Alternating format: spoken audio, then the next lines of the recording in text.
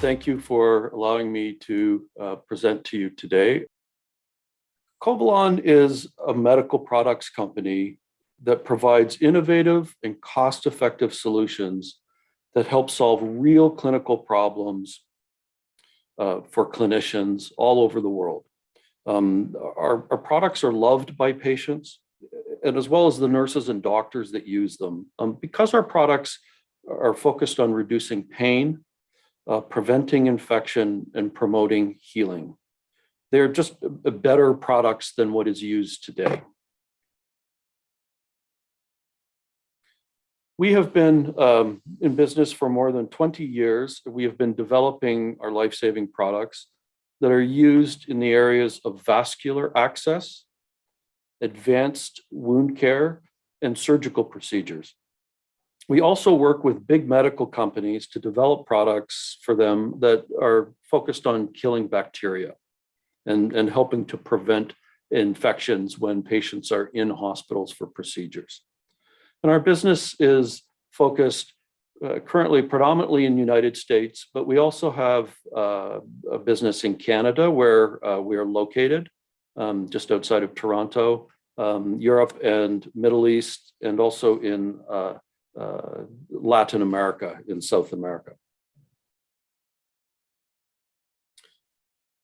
So if we look at where our revenue comes from and think of Covalon as a $20 million revenue company, approximately 74% of our revenue comes from the United States and about 26% internationally.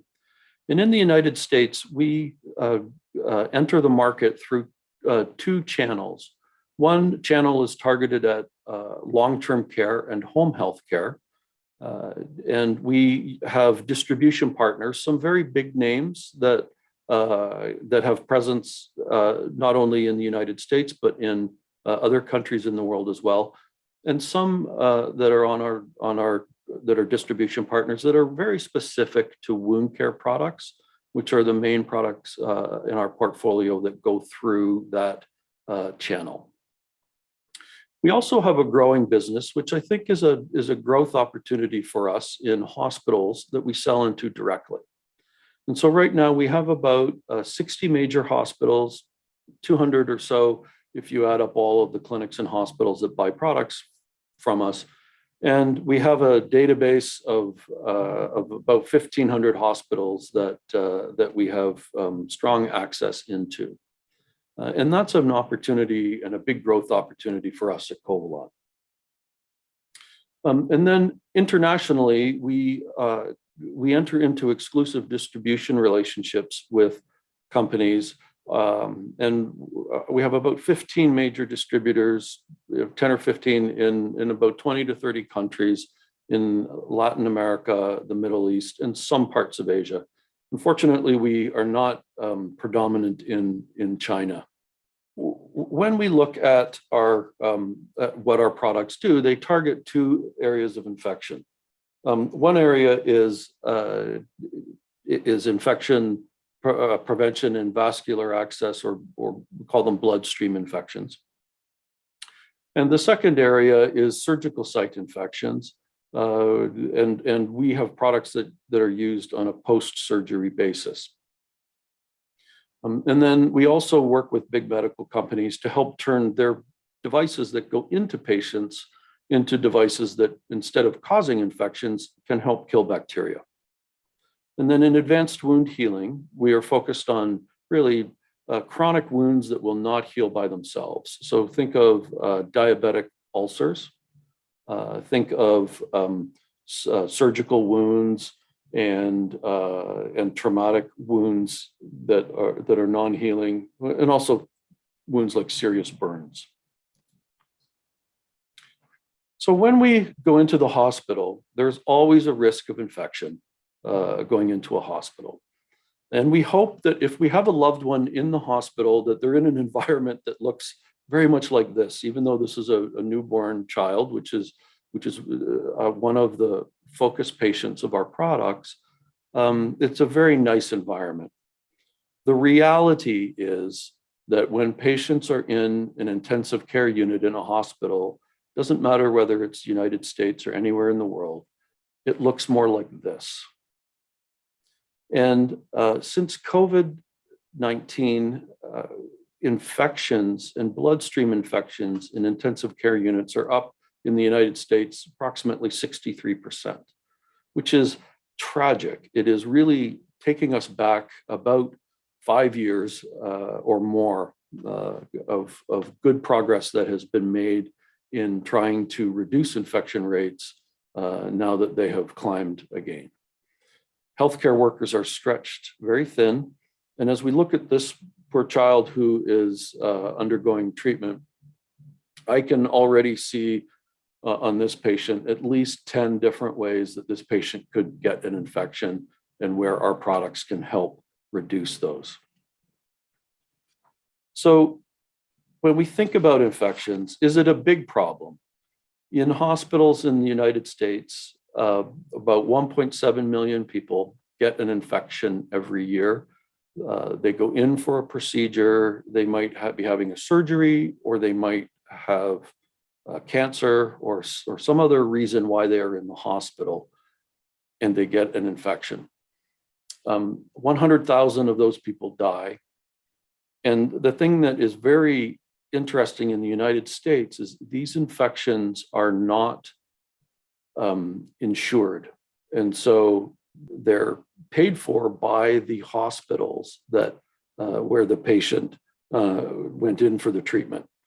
And so that's about $20 billion. That's 20 plus billion that is spent trying to treat these infections in hospitals. That's a big amount of money to come out of a hospital budget that is already struggling with the after effects of COVID-19. So this is an area where our products can help hospitals reduce the amount of money they spend treating unwanted infections. To give you some idea, about 70% of the infections that occur are actually preventable with products and procedures and protocols that exist today, like our products. And so, big opportunity for us. The second area that we focus on is an area in wound care, and it's driven very much by things like diabetes. So think of diabetes as in the diabetic population as the kind of population that ends up with a wound that will not heal. So everywhere in the world, doesn't matter what country you're in, diabetic patients account for about 25% of the population, and at least 25% of those people will end up with a chronic wound that will not heal by itself without some other help. So again, another massive market for our products. I'll give you one example of one of the hospitals that started to use our products in the United States. It's a hospital called Texas Children's Hospital. They had a goal to reduce infections, create better outcomes for their patients, and also allow their clinicians more time to treat those patients that were undergoing open heart surgery. And so they tracked infection rates after starting to use one of our products on 600 patients. And they found that they actually reduced their infection rate to 0. They had lots of benefits with our product, made it easier for the nurses and doctors to monitor patients and their health. And they saved over $200,000 for the heart unit at Texas Children's. And the heart surgery unit of Texas Children's Hospital is the #1 pediatric cardiology and heart surgery unit in the entire world. So, and I think this was not part of their data that they collected and published, but I think they actually saved probably 5 lives as well because of the opportunity to avoid infection. So this is a good example of a customer in the United States, which is our main focus market, where we started with one product when they had a problem. Now we are on to introducing our third product into Texas Children's Hospital. And so that's a very typical case of a a hospital customer of ours that has opportunity for that business to grow. So what are our products? Well, we have some of the world's first and only products in the areas of surgical dressing. So we have the world's only dual antimicrobial surgical dressing. We have the world's only vascular access line-to-line connection barrier as well. We also have the world's only dual antimicrobial silicone IV dressing and the world's only collagen wound filler with antimicrobial silver. And so these are products that are very relevant for helping to fight infections in hospitals, as well as to help patients heal without pain and without other complications. The next slides I'm going to show are some diabetic foot ulcers. So I warn you that they may look a bit disturbing. Hopefully everyone has not had lunch yet, and so there will be no issues there. But this is typical what you would see in some of the patients that our wound care products treat. So on the left-hand side, you'll see a typical infected foot that was on its way, if not treated, would have ended up in an amputation. And after 30 days of treatment with our product, that foot is healed. The top right is a typical diabetic foot ulcer that healed after 5 weeks of treatment. And the bottom right is a very infected wound on somebody's foot that was scheduled for amputation, and they had tried many different things to try to help this patient heal. Obviously very painful, but even worse if their foot had to be amputated. As a last step in the treatment, the clinician decided to try our product and was able to close the wound, save the person's foot, and probably save their life. Because if you have an amputation, within 2 years, the patient is probably having an amputation on the other foot, and within 5 years, there's an 80% chance that that patient dies. And so really avoiding these amputations is very important for long-term health of the patients. We have a very large product portfolio as a company. We have all of our products are cleared in the United States under FDA, and many of them require prescriptions and to be used under the care of doctors. And they're focused on vascular access, on wound care, on surgical, and then on our business of working with large medical companies to coat their catheters and devices to make them products that can help prevent infection. So I mentioned that we've been around for 20 years as a company. We have very strong relationships in the medical industry. We are known within many of the medical device companies as a world leader in antimicrobial technology and wound healing. And so we have lots of relationships with large medical companies, with distributors. We also have a lot of expertise in Covalon around our ability to develop products.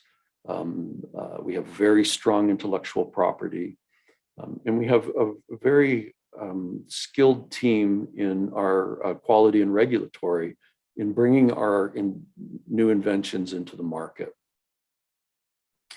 And that's not typical of small companies our size.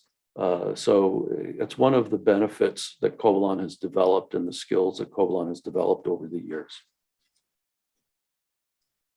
So now I'm going to talk a little bit about Covalon from a financial perspective. Now I put these slides together and submitted them for translation. And since then, our stock has gone up a little bit. So these numbers are about a week or two old. But we're at about roughly $60 million in market cap. We have about 26 million shares outstanding. and about 55% of Covalon is owned by insiders. Another interesting thing is that approximately 85 cents per share of cash is currently sitting on our balance sheet. So we have a pretty strong balance sheet and a strong cash position. When you look at the revenue profile of Covalon, any company who was selling into hospitals over the course of COVID was negatively impacted, and so were we. So in 2020, our business was affected. We've recovered very well in the United States, which is the dark blue bars, if you look at that. And we still have some recovery in the Middle East and the rest of the world, but we see our growth trajectory on all of those markets as strong. So if you look at our last 12 months of revenue, we're up over our fiscal 2021. Our year end is September 30th, so we're about 6 months into our fiscal 2022 year. When we look at the gross margins of our products, and during COVID, we had a lot of extra costs and expenses in trying to optimize our inventory levels and move product from jurisdiction to jurisdiction. And some of that involved repackaging certain products. But if you remove all of that, those one-time items from our product gross margins, we've gone from a 52% to a 55% gross margin, and I foresee us continuing to improve our margins. In looking at that, the things that we're going to help drive and improve our margins are the fact that we are beginning to manufacture more and more of our very strategically important products internally. We also use contract manufacturers, and any product that contains our intellectual property is generally manufactured either by ourselves or through a network of contract manufacturers in the United States. Some of our products in our wound care portfolio do come from manufacturing partners located in China. So I'm just going to address our balance sheet. We have a very strong balance sheet. As I mentioned before, we have $22 million of cash on our balance sheet. Happy to open the floor for questions. Great. We have a few here. First one coming from Evie. He's asking, why did you choose to sell your AquaGuard product lines last year? It's a good question. We acquired AquaGuard in 2018 for a little under $10 million.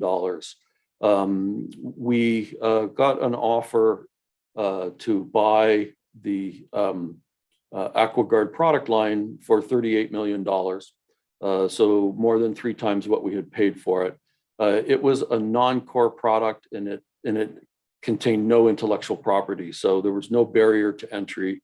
And there were many products coming into the market that were coming in to compete with it. And so we retained from the AquaGuard business the parts of the business that we wanted, and we were able to make a very strong return on selling the AquaGuard product for $38 million. Sure. The second one coming from Ahmed. So what will be some of the main risks to your business in moving forward?